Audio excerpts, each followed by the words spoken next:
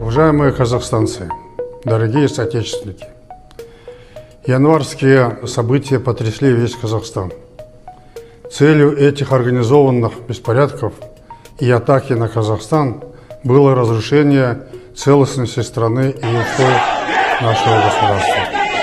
Эти события еще раз показывают, что независимость нужно беречь, как зеницу ока, как хрупкий сосуд, требующий особо бережного обращения. Предшедшая трагедия стала для всех нас уроком. Важно выяснить, кто организовал все эти погромы и убийства. Следствие даст ответ на этот вопрос. Выражаю искренние соболезнования родным и близким погибших, а пострадавшим желаю скорейшего выздоровления.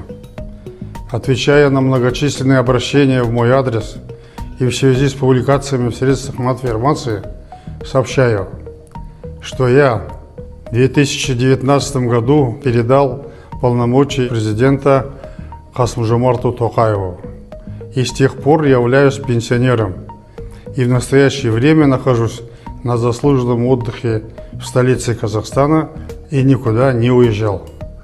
Президент Касым-Жомарт Токаев обладает всей полнотой власти, он председатель Совета Безопасности.